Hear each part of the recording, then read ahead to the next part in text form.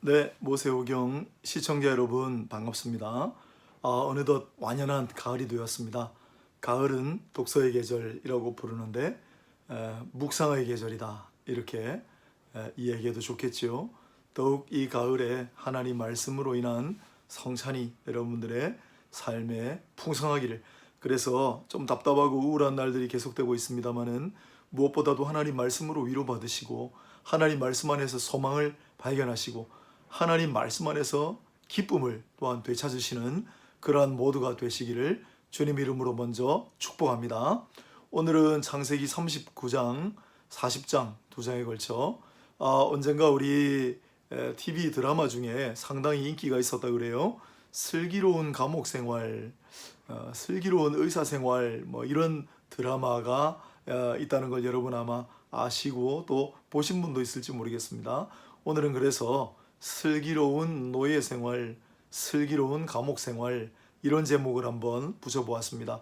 창세기 39장은 슬기로운 노예 생활, 즉 요셉이 노예가 되어서 또 훗날은 감옥에 갇히게 되는데 그 노예로 있을 때 일어난 일을 먼저 한번 살펴보도록 하겠습니다.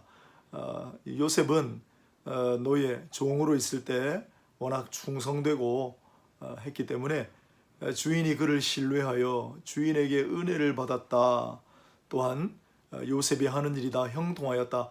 은혜라고 하는 말과 형통이라고 하는 말이 나옵니다. 그러나 은혜, 값 없이 조건 없이 대가 없이 주시는 호의 선물, 은혜라는 개념을 앞에서 많이 다루었고요.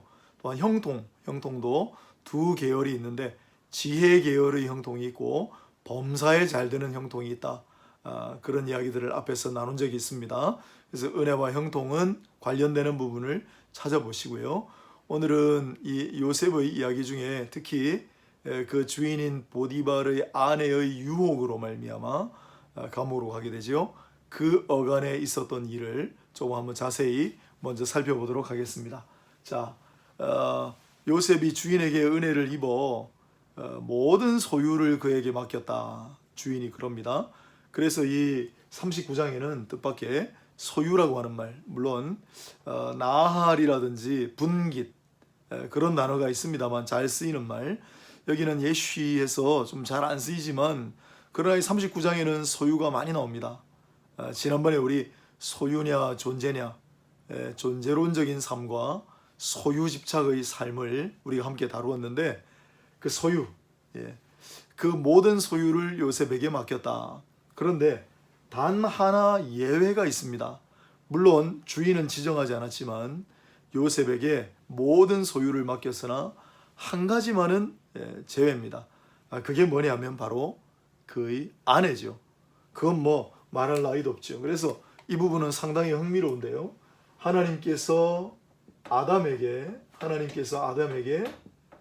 모든 것을, 동산의 모든 것을 맡기실 때 단 한 가지 예외를 두셨습니다. 선악과였죠. 마찬가지로 주인이 요셉에게 모든 소유를 맡기는데 이건 직접적으로 말하진 않았지만 한 가지, 그의 아내였죠. 그래서 창세기의 그 구조와 흡사하게 되어 있는 굉장히 이채롭습니다. 모든 소유를 맡기되 그래서 충성되 일해서 형통하게 되었는데 그러나 단 한 가지, 그의 아내는 물론 그건 맡길 수가 없는 것이죠. 그런데 어느 날부터 보디발의 아내가 요셉을 유혹하기 시작합니다. 그때 요셉이 뿌리치는 장면이 나오죠. 어떻게 뿌리쳤습니까?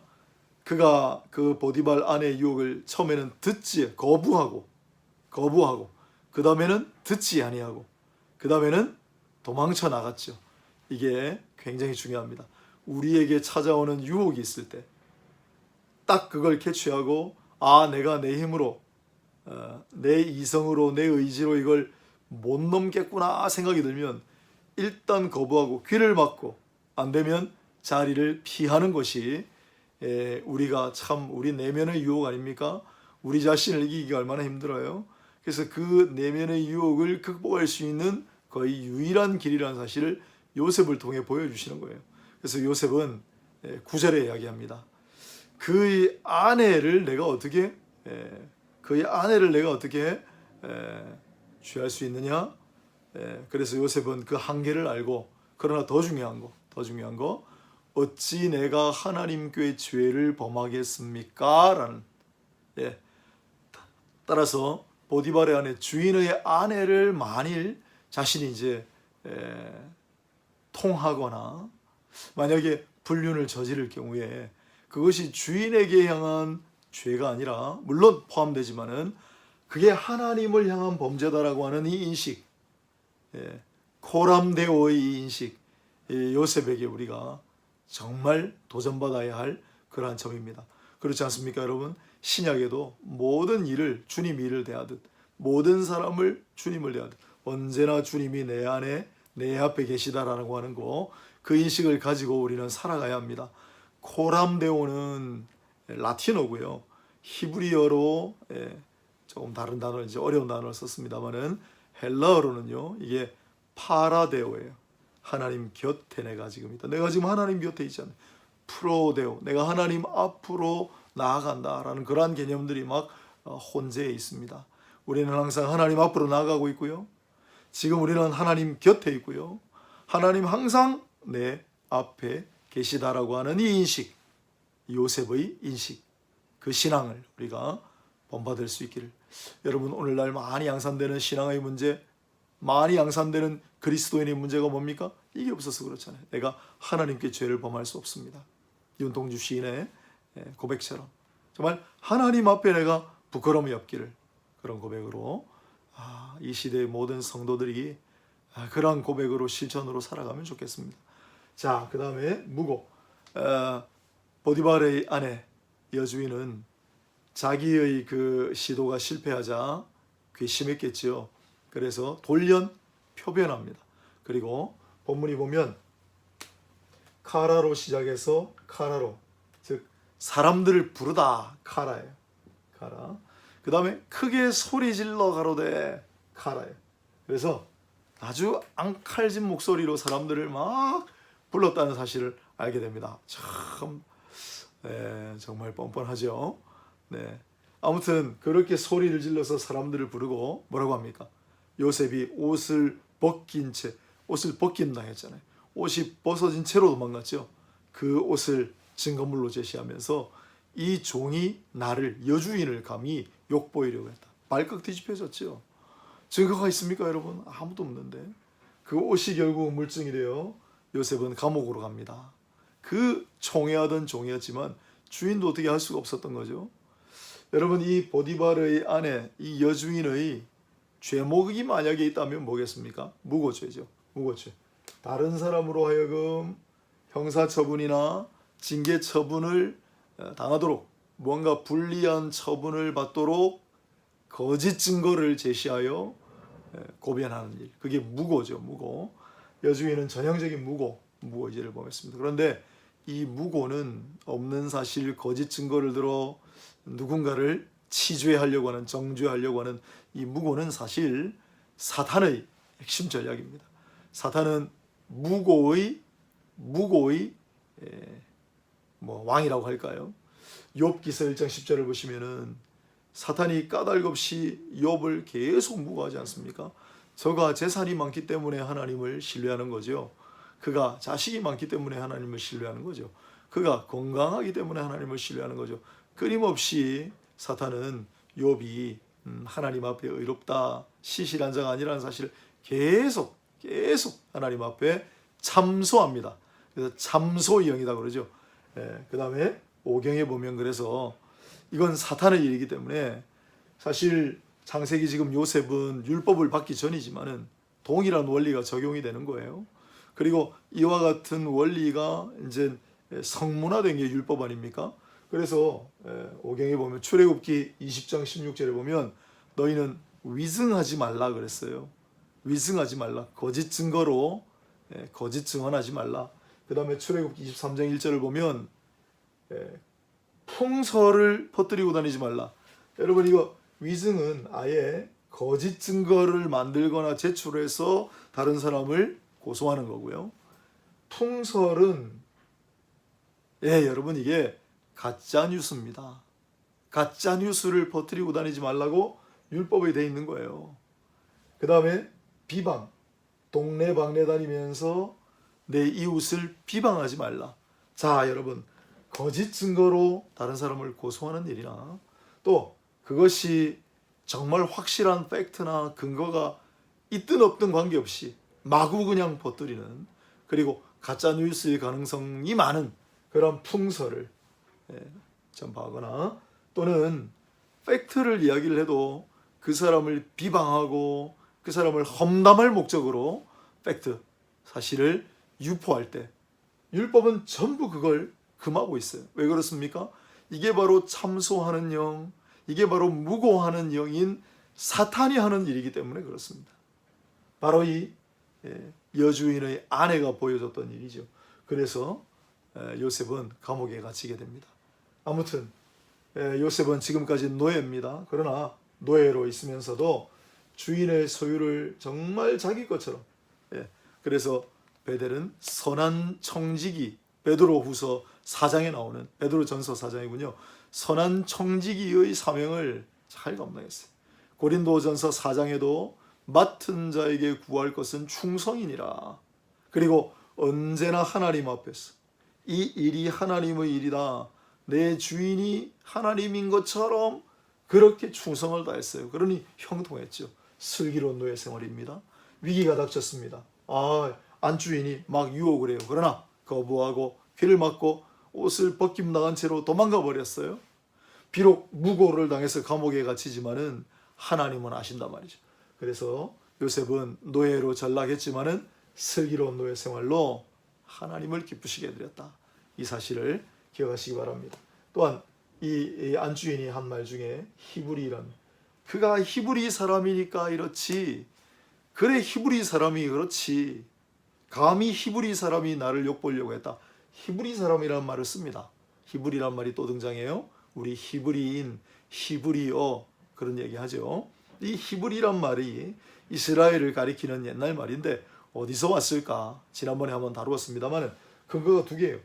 에벨이라고 하는 단어에서 왔을 것이다. 셈 계별, 에벨의 후손이다. 에벨이란 말이 히브리란 말이 됐다는 거죠. 이 에벨이란 말 창세기 10장 11장에 나오는, 물론 가능합니다. 그러나 이브리라고 하는 동사, 건너가다라는 뜻이에요. 그래서 이브리라고 하는 동사에서 왔을 가능성이 많다. 저는 둘 다 합해서 보자, 그런 이제 취지입니다. 그래서 에벨의 후손이 맞거든요. 그리고 그들은 건너가는 자라는 의미를 가지고 있는, 그게 바로 히브리입니다. 여러분, 히브리 사람이다라고 지칭받은 인물들이 참 특이하게도 아브라함이 히브리인이다라고 창세기 24장에, 그 다음 요셉이 39장 오늘 본문, 그리고 40장 43장에 거듭 그는 히브리인이다 이런 지칭을 받게 됩니다. 그리고 출애굽기에 가면 모세라고 써놨습니다. 물론 이스라엘 백성들을 히브리 사람들, 히브리 백성들이라고 얘기합니다. 여러분, 이 세 사람 내지는 이 인물들의 공통점이 뭡니까? 전부 건너가는 사람들이죠. 아브라함은 갈대아 우르에서 하란 땅에서 유브라데 강을 건너왔죠. 요셉도 마찬가지로 저 가나안 땅에서 나일강 쪽으로 건너왔죠. 또 모세는 이번에는 이집트 땅에서 가나안 땅으로 거꾸로 건너가는 사람이에요. 그래서 건너가는 자들, 특히 건너가는 그러한 일을 했던 사람들에게 히브리인이다라는 말이 집중적으로 쓰였다라는 거죠. 참 신기하지 않습니까? 그런데 여러분, 우리가 가만 생각합니다. 그렇다면 우리도 일종의 영적인 히브리인이 아닌가? 여러분, 인생은 나그네 길, 어디서 왔다가 어디로 가는가? 성경은 우리가 영원한 본향에서 왔다가 여기 잠시 나그네 인생 살다가 본향으로 돌아간다고 합니다. 본향에서 건너온 자들입니다. 우리는 또 언젠가는 이곳에서 본향으로 다시 건너가게 될 것입니다. 그렇다면 우리는 영적인 히브리인이 아닙니까? 영적인 히브리인, 영적인 나그네 잘 기억하시고 이 나그네 생활을 최선을 다해요. 그러나 여기에 너무 집착하지 말고 영원한 본향을 늘 사모하면서 살아가시는 저와 여러분 되시길 바랍니다. 마지막으로 옥이란 단어가 나와요. 옥. 자, 그래서 이 노예였던 요셉을 이집트 사람들이 감옥에 가둡니다. 강간미수죄죠. 강간미수죄. 감옥에 가둡니다. 이미 이 당시 이집트는 대단한 제국이기 때문에 감옥이 구비되어 있습니다. 그러나 이스라엘 백성인 요셉은 감옥을 알지 못합니다. 제대로 된 시설로 수감하는 그러한 감옥이라는 개념을 알지 못하고 훗날 요셉이 자기가 갇힌 곳을 뭐라고 하느냐면 감옥이라는 단어가 소하르라는 단어가 있어요. 그래서 여기는 소하르라는 단어. 이집트 백성들은 소하르에 요셉을 집어넣었다. 그런데 요셉은 정작 뭐라고 하느냐면 내가 보르에 갇혔다. 보르는 앞에 우리 함께 했던 구덩이입니다. 웅덩이. 예, 여러분 요셉은 구덩이 웅덩이 인생이라고 하지 않았습니까? 처음에 형들이 죽이려고 했다가 마음을 바꿔가지고 웅덩이에 던졌죠. 그리고 이집트로 팔려갔죠. 그리고 또다시 이 안주인의 무고 때문에 구덩이에 또 갇히게 되는 그게 바로 요셉입니다. 이 구덩이에 갇히는 인물은 훗날 예레미야가 똑같은 경험을 하게 되고 그리고 우리 주 예수 그리스도께서 이 웅덩이 같은 땅에 신이 내려오시고 그리고 마지막 심판받으시는 날 아마 그러한 억의 형태의 그때 잠깐 아마 갇혀 계셨을 거예요. 웅덩이를 생각하면 그래서 요셉을 떠올리고 예레미야를 떠올리고 그리고 우리 주님을 떠올립니다. 사랑하는 여러분, 우리도 때로는 웅덩이 같은데 빠져버린 듯한 느낌이 들 때가 있습니다. 지금 같은 때일까요? 코로나가 계속 장기화되고 또 사업이 기울고 여러 가지로 힘이 들고 그러나 여러분 구덩이에 빠진 자를 너무나 잘 알고 계시고 또한 그 구덩이에 빠진 자를 손 내밀어 건져주시는 이가 바로 주님이시다라고 하는 거. 바로 요셉이 보여주는 요셉을 감옥에서 누가 꺼냈습니까? 요셉을 그 웅덩이에서 누가 꺼내주었나요? 하나님이 그렇게 하셨습니다.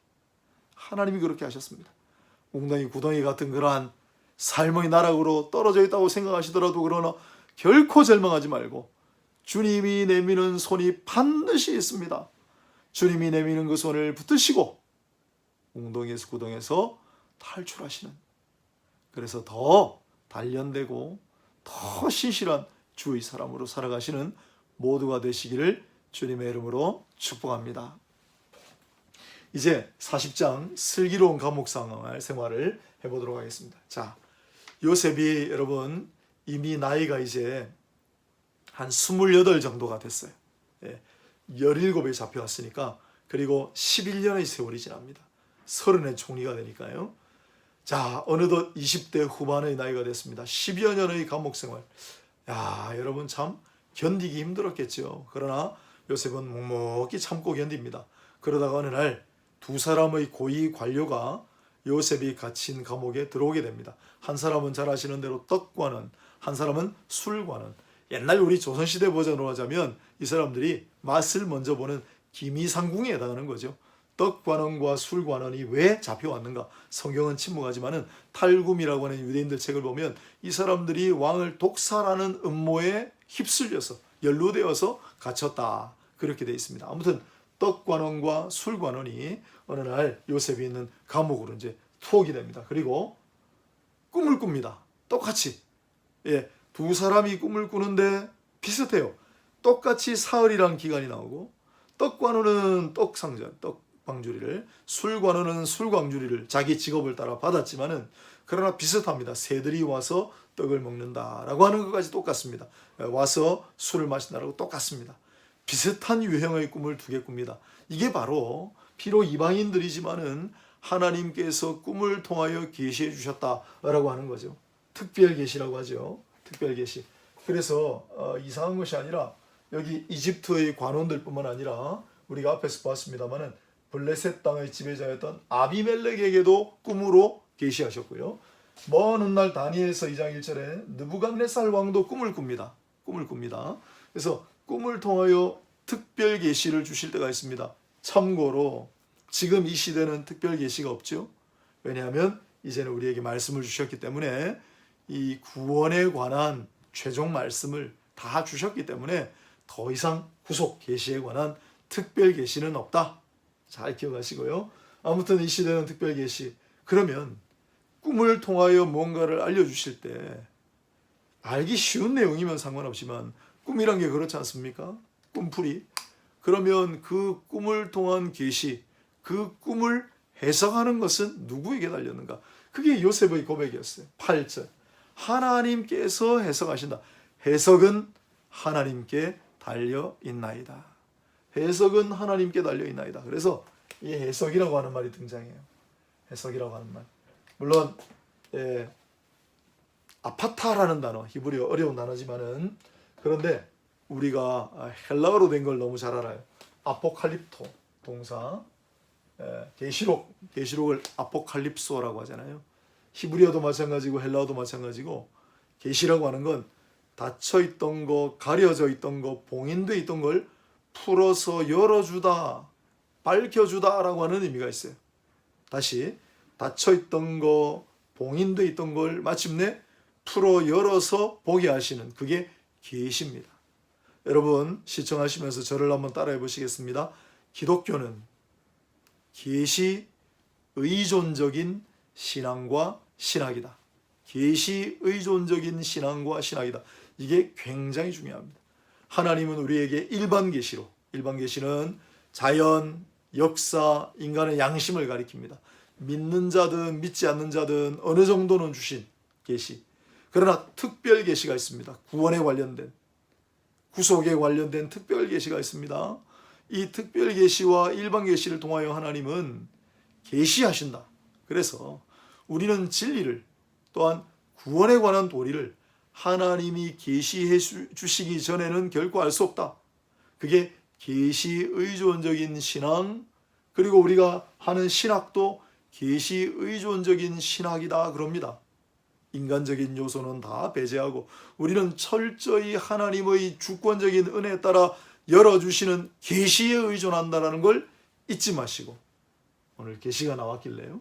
그래서 요셉을 구원하시는데 이제 요셉의 꿈을 통하여 요셉을 구출해내기를 이제 원하십니다. 그래서 요셉이 꿈을 꾸고, 떡과는 술과는의 꿈을 요셉이 해석해주는 장면입니다.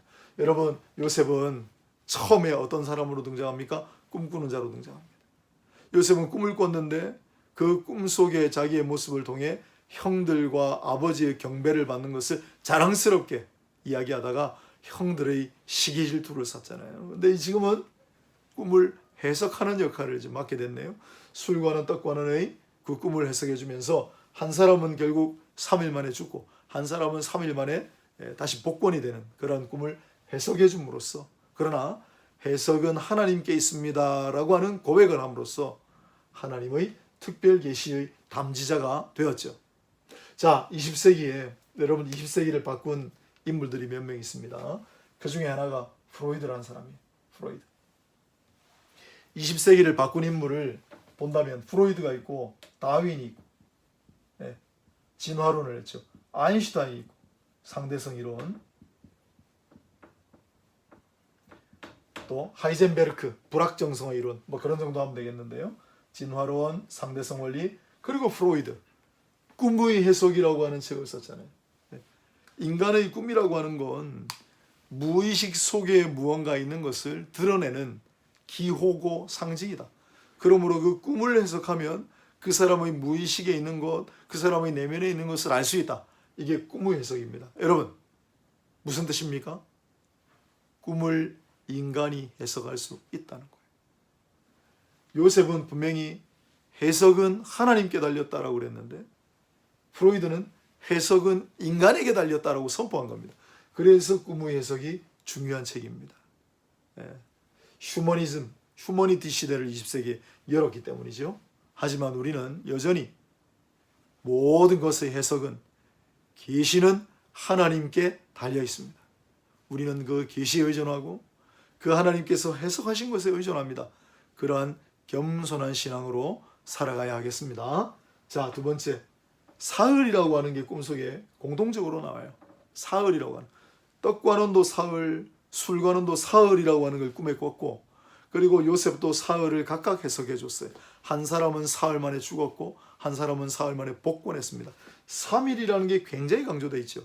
그런데 여러분, 3일이 나오는 게 이 부분만은 아닙니다. 잘 보시면은 아브라함과 이삭이 모리아 산으로 갈 때도 3일, 시내산에 올라와 3일 동안 기다리라고 말씀하셨어요. 하나님께서 여호수아가 3일 만에 요단을 건너리라고 얘기해요.